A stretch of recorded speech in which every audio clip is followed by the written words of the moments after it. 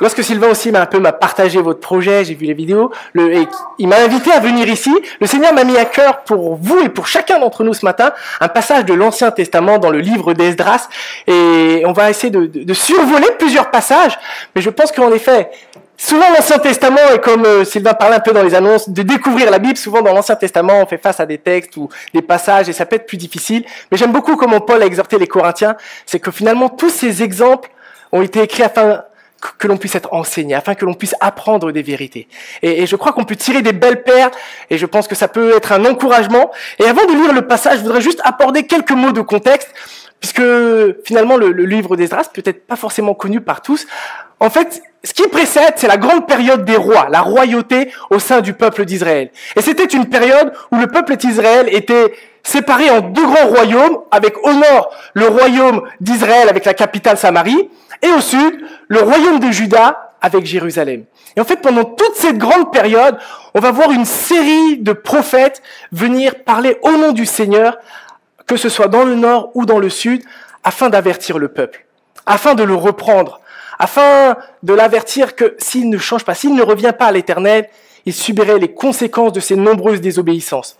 Et en effet, on voit que l'attitude du peuple d'Israël à plusieurs reprises a été une attitude qui se transformait en véritable mépris de la parole de Dieu, et cela a favorisé l'injustice, l'immoralité, l'idolâtrie. Et cela a conduit malheureusement le peuple à connaître l'exil. L'exil non seulement en Assyrie, mais l'exil aussi babylonien. Et c'est pour ça qu'il y a deux dates, si je peux dire, importantes un petit peu à connaître de cette période. La première, c'est l'an 722, où là, en effet, c'est l'Assyrie qui était la grande puissance de l'époque, qui arrive et pendant 3 ans va assiéger la ville de Samarie. La ville va tomber aux mains des Assyriens. Ils vont emporter une grande partie de la population en déportation. Et l'autre date, qui se passe un petit peu après, c'est en 586 avant Jésus-Christ, où là, cette fois-ci, la grande puissance était Babylone. Et le roi Sédécias, le roi de l'époque, va se révolter, va vouloir un peu s'affranchir du joug babylonien, et cela va conduire Babylone à venir et à raser littéralement la ville de Jérusalem. Le temple va être brûlé, les objets du temple vont être pillés et emmenés à Babylone. Le roi Sédécias va voir ses propres fils être égorgés sous ses yeux. On va lui crever les yeux et l'emmener en Babylone. Une période un peu sombre de l'histoire d'Israël, mais qui va conduire en effet à tout cet exil de la population, dont certains vont rester un petit peu à Jérusalem, mais une grande partie va être amenée à Babylone. Et c'est là, à Babylone, on va trouver des prophètes comme Ézéchiel, comme Daniel. Et on voit que finalement, même dans cette période-là, l'Éternel n'aura de cesse d'envoyer des prophètes parler à son peuple. Le Seigneur n'abandonne pas son peuple. Malgré la désobéissance, malgré l'infidélité, le Seigneur demeure fidèle. Et on voit finalement, à travers cette période de l'exil, la suite du récit biblique nous amène justement au livre d'Esdras. Et je voudrais vous inviter, si vous avez vos Bibles, ou sinon je vais projeter le passage, à ouvrir vos Bibles en Esdras, chapitre 1, et on va lire les 4 premiers versets. Esdras, chapitre 1, et les versets 1 à 4. Et voici ce que nous lisons.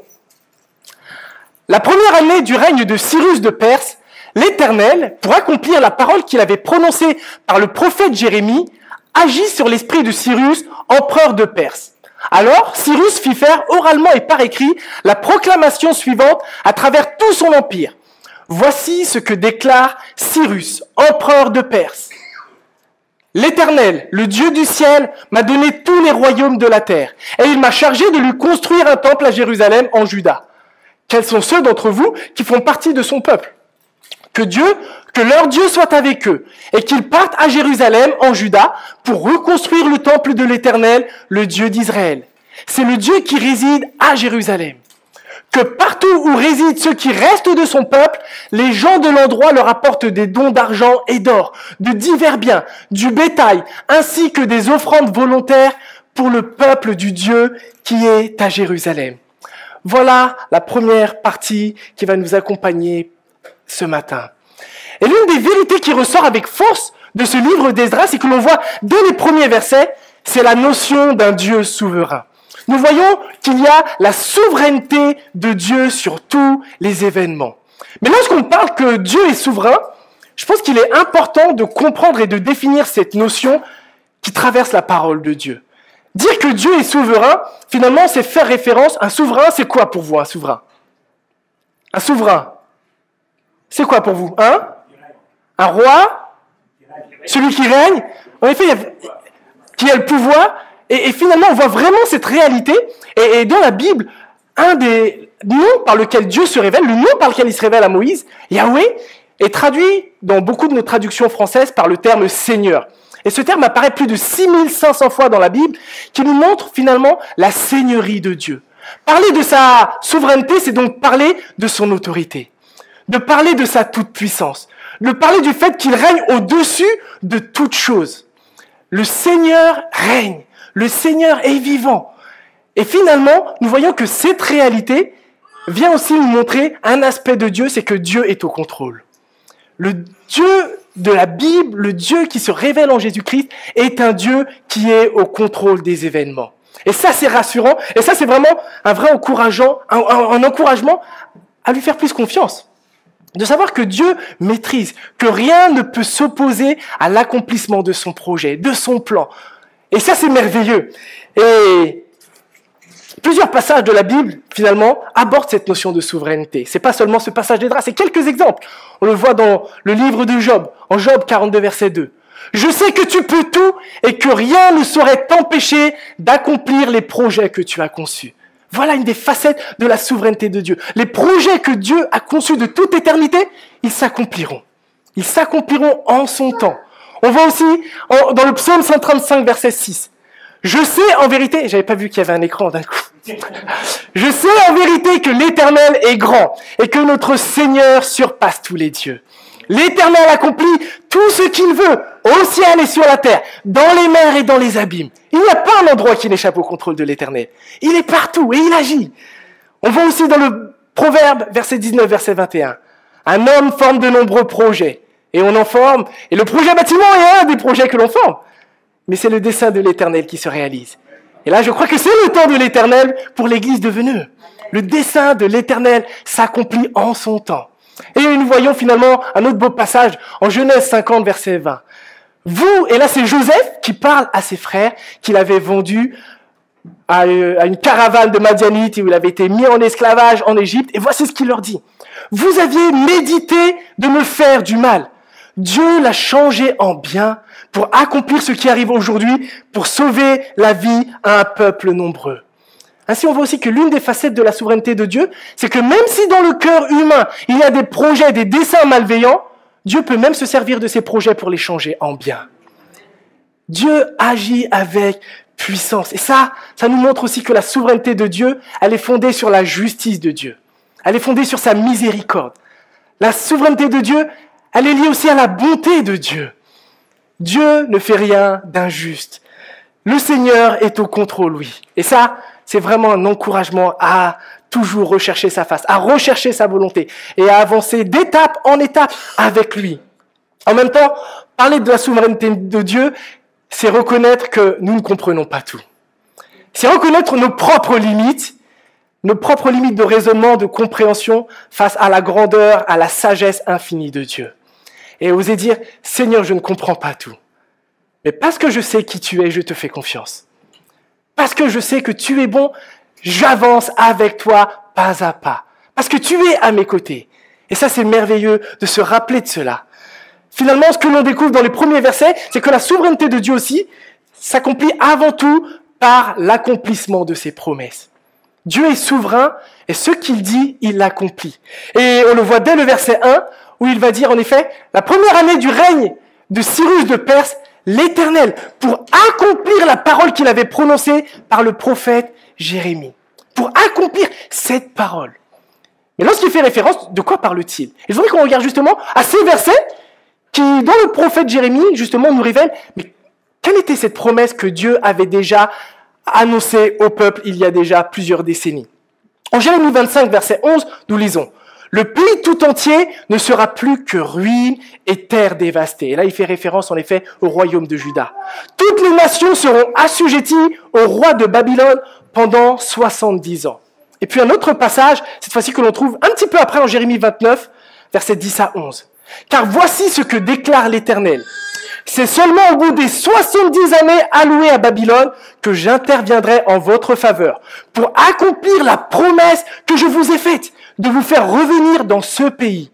Car moi, je connais les projets que j'ai conçus en votre faveur, déclare l'Éternel. Ce sont des projets de paix et non de malheur, afin de vous assurer un avenir plein d'espérance. Quel beau passage. En même temps, plus je médite sur ce passage, et plus je réalise que de nos jours, nous pouvons avoir peut-être tendance à l'utiliser hors de son contexte. On le voit, c'est un passage qu'on utilise parfois lors des cultes de baptême, lors des mariages, ou lorsqu'on traverse de grandes difficultés. On dit, non, Seigneur, il a prévu des projets de paix et non de malheur.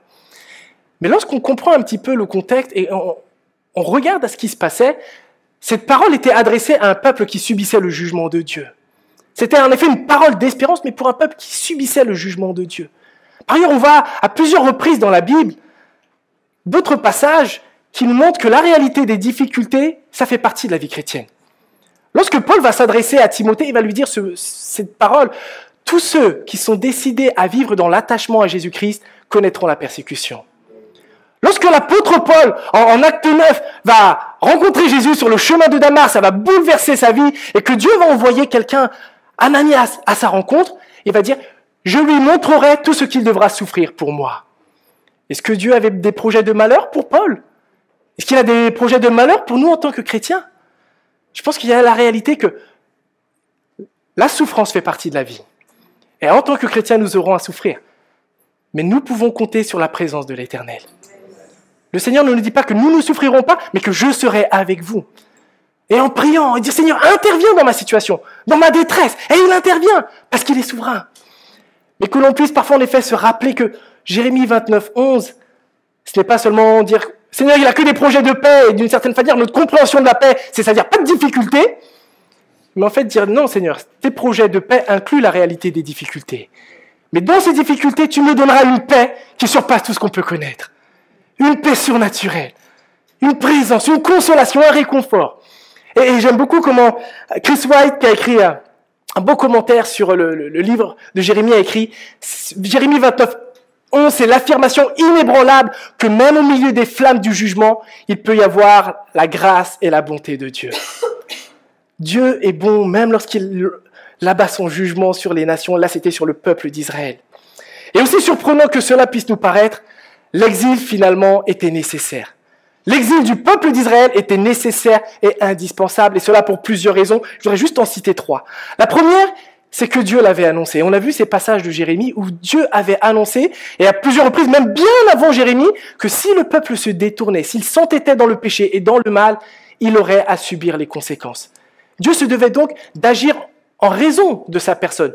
Sinon, on le verrait un petit peu comme certains parents qui disent à leurs enfants, attention, si tu continues comme ça va mal aller. Je vais compter jusqu'à 3. 1, 2, 2 et demi, 2, 3 quarts, et puis finalement, l'enfant comprend, 1, 2, 3, il n'y a jamais de sanction d'une certaine manière. Notre Seigneur ne fait pas un peu 1, 2, 3, mais en fait, lorsque il nous juge, c'est pas parce qu'il est malsain, pas parce qu'il veut notre mal, mais parce qu'il est saint et qu'il en horreur le péché et le mal. Mais nous avons un Dieu rempli de patience et de miséricorde, nous dit la parole. Et il est patient envers nous. Et lorsque le peuple a connu l'exil, mais c'était après des siècles et des siècles de désobéissance. Et Dieu l'avait averti. Il envoyait ses prophètes. C'était vraiment ce rôle de messager. Va avertir mon peuple qui revienne à moi. Va les avertir qu'ils se détournent de leur voie. Mais en s'entêtant, tôt ou tard, il y a cette réalité. Il y a ce beau passage dans 2 Chroniques 36, 15 à 16. L'Éternel, le Dieu de leurs ancêtres, leur avait adressé très tôt et à maintes reprises des avertissements par l'intermédiaire de ses messagers, car il aurait voulu épargner son peuple et le lieu de sa résidence. Le Seigneur voulait les épargner. Mais les Israélites méprisaient les envoyés de Dieu, ils faisaient fi de ses paroles et tournaient ses prophètes en ridicule, jusqu'à ce que la colère de l'Éternel contre son peuple eût atteint le point de non-retour. L'exil était nécessaire pour affirmer que on ne se moque pas de Dieu. Et ça, c'est aussi l'une des deuxièmes vérités. Nous ne sommes pas des pantins. La souveraineté de Dieu, on pourrait dire, mais si Dieu est souverain, alors il décide tout et puis j'ai rien à faire. La souveraineté de Dieu n'enlève pas la responsabilité de l'homme. Les actes, les décisions que nous prenons ont des conséquences. C'est pourquoi nous rendrons tous un jour des comptes à Dieu. Nos actes et nos décisions ont des conséquences. Et ça, l'Éternel le répète sans cesse tout au long de la parole. Mais une des choses que nous trouvons aussi finalement, c'est que l'exil a véritablement joué le rôle d'enseignement et de briser l'orgueil du peuple d'Israël. Le peuple était arrivé à un moment, à un point où il se disait « Nous sommes le peuple élu, ça ne nous arrivera jamais ». Au temps même de Jérémie, certains prophètes prédisaient la paix. Ils disaient « Mais Jérémie dit n'importe quoi, on aura la paix, tranquille, jamais on va partir en captivité ». Et finalement, ce jugement est venu détruire tout ce en quoi le peuple avait mis finalement sa confiance. Le peuple s'était tourné vers des idoles comme les autres nations. Et à un moment, il avait placé sa confiance dans d'autres nations, dans l'Égypte, dans la Syrie. Oui, ces grandes puissances pourront nous protéger. On voit un moment que le peuple avait placé même sa confiance dans ses richesses. Mais finalement, par l'exil, le peuple devait réaliser que rien de tout cela ne pouvait les sauver. Que tout cela était vain.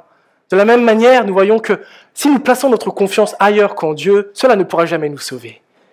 Seul un cœur sincère, un cœur authentique, une foi en Jésus, a la capacité de nous sauver d'un jugement bien plus grand à venir. Pas d'un simple exil, mais d'une éternité. D'une éternité loin de la présence de l'Éternel. Le jugement de Dieu est là pour nous rappeler combien finalement nous avons besoin de lui. Et parfois on pense que venir au Seigneur, c'est seulement pour les faibles. C'est une béquille pour ceux qui en ont besoin. Parce qu'en fait, beaucoup de personnes viennent à Dieu dans des moments, des circonstances difficiles de la vie.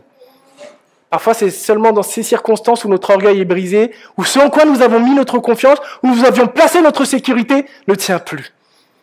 Et là, un peu dépassé par tout, on se tourne vers quelqu'un, vers celui qui est réellement stable, vers celui qui est présent, vers celui qui est un rocher inébranlable, vers celui qui est présent de toute éternité. En fait, ce n'est pas une béquille pour les faibles, c'est juste que nous sommes tellement orgueilleux que le Seigneur, parfois, nous livre à nous-mêmes et les circonstances de la vie nous poussent à nous retourner vers lui. Dire en fait, Seigneur, je voulais vivre ma vie sans toi, mais je me suis perdu. J'ai besoin de toi. J'ai besoin de toi. Et c'est ce que le peuple avait besoin de découvrir. Mais finalement, l'exil, c'est important de le réaliser, ce n'était pas la finalité. Ce n'était pas la fin. Ce n'était qu'une étape vers quelque chose de plus beau, de plus glorieux. Et Dieu avait, dans sa souveraineté, avait prévu quelque chose de plus beau et avait surtout décidé d'utiliser qui il veut. Le Seigneur fait des choix sur les personnes qui l'utilisent, parfois des choix assez surprenants. Et lorsqu'on lit ce passage, on découvre que Dieu va se servir de Cyrus. Il agit sur l'esprit de Cyrus, empereur de Perse. On va pas... C'est un peu étrange, Seigneur, pour accomplir ton plan. Pourquoi tu prends Cyrus? Il y en a d'autres, il y a encore des Israélites, tu aurais pu choisir quelqu'un parmi ton peuple. Nous voyons ici que Dieu agit de manière, franchement, honnête, mystérieuse. On ne comprend pas comment. Mais il agit sur l'esprit de cet empereur qui lui-même va proclamer la chose suivante. L'Éternel, le Dieu du ciel, m'a donné tous les royaumes de la terre et il m'a chargé de lui construire un temple à Jérusalem. C'est merveilleux. Dieu agit même sur des personnes qu'on pourrait dire improbables. Même sur des rois, même sur des empereurs. Ceux qui sont au pouvoir, Dieu agit. Dieu reste au contrôle. Et une des choses qui existait déjà à l'époque, c'est que dans la politique perse, il y avait déjà une certaine manière, une certaine ouverture à renvoyer les peuples et à renvoyer ceux qui avaient été pris en captivité dans leur propre pays d'origine. Et on retrouve sur un objet un peu archéologique qui a été retrouvé, le cylindre de Cyrus, que vous pouvez admirer si vous voulez au British Museum. C'est un objet qui date de 539 avant Jésus-Christ. Et sur ce cylindre, les sortes de petites traces, en fait, c'est tout un récit qui décrit un petit peu la politique de l'époque. Et je voudrais juste vous lire un petit extrait. Et c'est Cyrus qui parle. « Je suis Cyrus, roi du monde, grand roi, puissant roi, roi de Babylone, roi de Sumer et d'Akkad, roi des 4 quarts du monde. » Bon, on va pas tous les faire, mais bon. On voit que les titres étaient quand même assez importants. Il va poursuivre. « De Babylone à Assur et de Suse à Gath, et là il va citer toute une liste de villes, d'aussi loin que la région de Goutium, les centres sacrés de l'autre côté du Tigre, dont les sanctuaires avaient été abandonnés pendant longtemps, je retournai les images des dieux qui avaient résidé à Babylone. Je les restaurai à leur place et je les laissai résider dans leurs demeures éternelles. Je rassemblai tous les habitants et leur redonnai leur résidence. Puis tous les dieux que j'installais dans leur centre sacré demandaient quotidiennement à Bel et Nabou, qui étaient 2 dieux perses, que mes jours soient prolongés et puisse-t-il intercéder pour mon bien-être. Nous voyons que Dieu, finalement, s'est servi même de la politique d'un roi d'un empereur païen pour accomplir ses desseins. La politique favorisait, et finalement le peuple d'Israël, le Seigneur va utiliser Cyrus afin qu'il puisse retourner à Jérusalem. Et nous voyons finalement que tout au long de la Bible, Dieu est présent au niveau politique. Dans l'Ancien Testament, on voit Dieu, avec sa toute-puissance, s'opposer au gouvernement égyptien esclavagiste. Et il va le renverser. On voit Dieu agir à plusieurs temps. Dans le Nouveau Testament, j'aime beaucoup, dans l'Évangile selon Luc, au chapitre 1, lorsque l'empereur Auguste va promulguer un recensement. J'aime beaucoup ce qui est marqué, c'est le premier du genre. Ce n'était pas un hasard. C'est dans ces circonstances finalement que Marie et Joseph, les parents de Jésus, vont devoir se rendre à Bethléem pour s'enregistrer afin que Jésus puisse naître dans cette ville comme Dieu l'avait lui-même annoncé bien des siècles auparavant. Nous voyons aussi dans les récits bibliques comment Dieu va utiliser les gouvernements pour accomplir son jugement. On voit la Syrie, on voit Babylone. Mais nous voyons aussi des hommes servir l'Éternel auprès de grands dirigeants. On voit Joseph en Égypte, on peut voir aussi Néhémie auprès d'Artaxerxès, on voit Daniel à Babylone. Finalement, on voit toutes ces personnes qui vont travailler pour le gouvernement, mais qui vont avoir un impact positif par leur témoignage, par leur intégrité, par leur sagesse, par leur soumission à l'Éternel. Et bien souvent, on peut avoir une idée que les chrétiens et la politique, les chrétiens n'ont rien à faire avec la politique, il ne faut pas qu'ils s'engagent dedans, parce que c'est un monde corrompu. Parfois, on se dit même que non, Dieu n'a rien à voir avec la politique, parce que notre monde, lorsqu'on regarde, c'est pas possible que Dieu, d'une certaine manière, s'intéresse ou agisse par la politique. Mais lorsqu'on lit la parole, n'est-ce pas un peu contraire, finalement, aux attestations même de l'Écriture? Le livre d'Esdras nous montre que, à travers un empereur, Dieu peut faire du bien à son peuple. À travers ce que Dieu a fait à travers Cyrus, ça va être une bénédiction pour l'ensemble du peuple d'Israël, dont une bonne partie va pouvoir retourner à Jérusalem pour rebâtir le temple d'Israël. Cela vraiment devrait nous encourager à plus prier pour nos autorités, à plus prier pour l'autorité locale, pour les maires, pour au niveau régional, le préfet, mais aussi au niveau national, notre président, Emmanuel Macron. Il suffit d'allumer la télé pour voir que le contexte dans lequel nous vivons est un contexte tendu, de grande tension, d'insatisfaction générale. On voit les grèves, Et se dire, quel est notre rôle? Quel est notre rôle? Lorsqu'on prend conscience que nous avons à la tête de notre pays un homme pécheur, un homme imparfait, qui n'a pas la grâce de connaître Jésus-Christ. Nous sommes invités tout au long de la parole à prier pour ceux qui sont au pouvoir. Et c'est peut-être la partie la plus négligée. En tout cas, moi, je parle pour moi, et c'est une des choses que j'ai réalisées, c'est que j'avais tendance à être facilement critique, mais à très très peu prier pour eux. Et je dis, mais Seigneur, en fait, dans ta parole, c'est le contraire. Tu nous encourages à prier pour ceux qui sont au pouvoir. Et il y a ce beau passage dans 1 Timothée 2, versets 1 à 4. Je recommande en tout premier lieu que l'on adresse à Dieu des demandes, des prières, des supplications et des remerciements pour tous les hommes.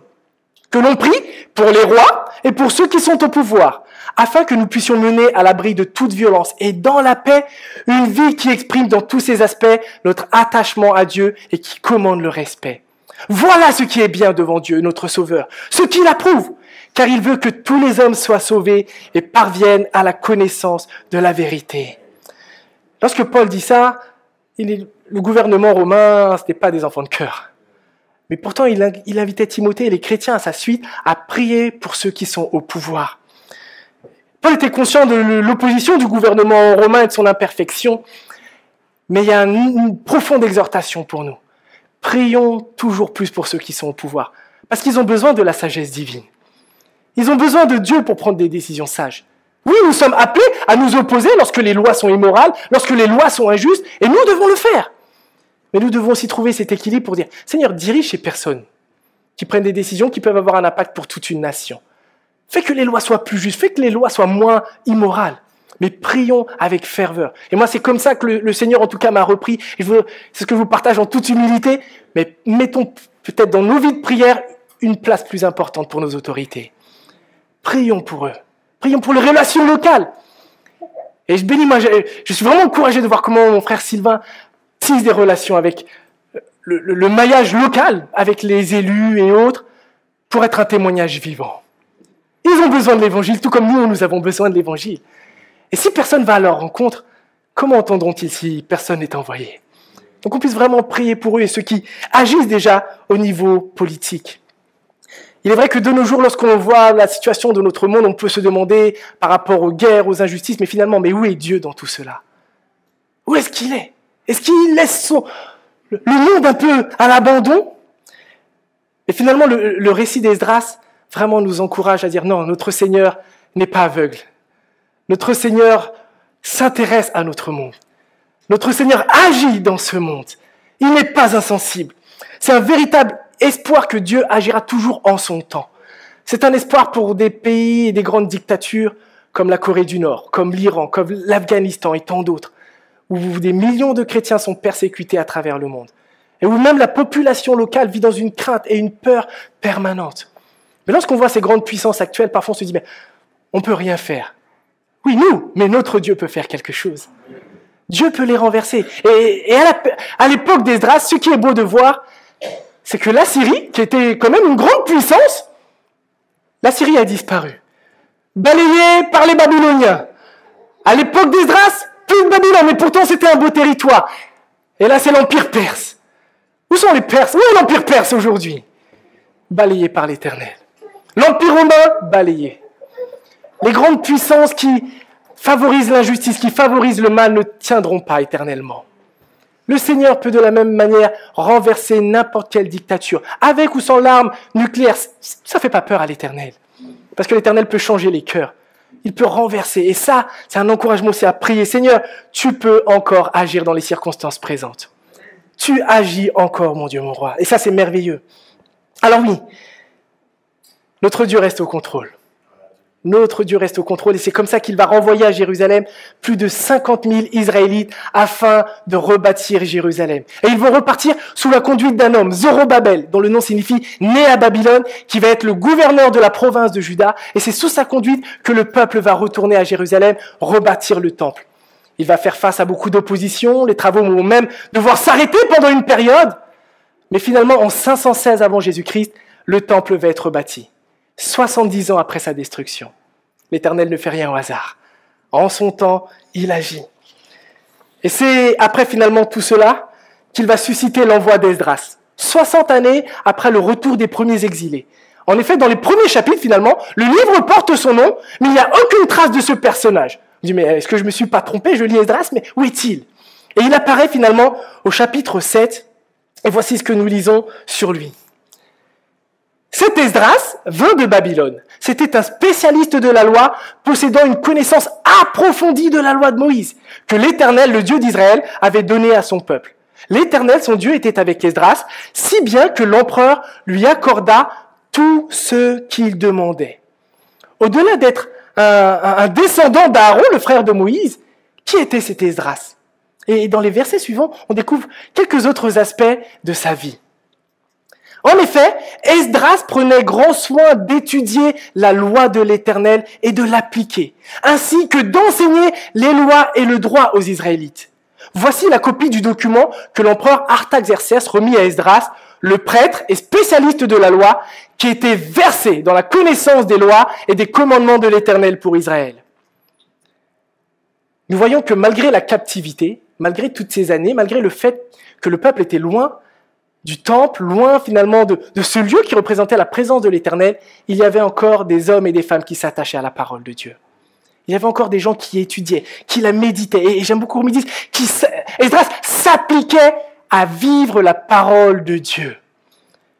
Et lorsqu'on voit cette réalité, on se rappelle que l'un des projets de Dieu, l'un de ses plus grands plans, ce n'est pas de bâtir un empire immobilier, d'avoir plein de bâtiments partout, dire « Waouh, ça c'est beau ça !» Lorsque Dieu a envoyé Esdras, cela rappelle que Dieu voulait avant tout former un empire spirituel. Il a envoyé Esdras afin qu'il enseigne le peuple de l'Éternel à suivre Dieu toujours plus, à être fidèle, à être attaché à lui, finalement à être de véritables pierres vivantes. Voilà quel est le peuple de Dieu, un peuple qui s'attache à l'Éternel. Laissez-moi simplement l'illustrer avec ces images. Qu'est-ce que c'est? Qu'est-ce que c'est? Et ça? Tout le monde est d'accord? Je suis d'accord avec vous. Quoique, en fait, à l'intérieur de ces bâtiments, aujourd'hui, voici ce que nous trouvons. Beaucoup d'églises aujourd'hui, du moins de bâtiments, ont été aujourd'hui transformés en lieux de divertissement, que ce soit des boîtes de nuit, que ce soit des restos, des bars, en lieu parfois même de divertissement pour faire des escape games, pour s'amuser.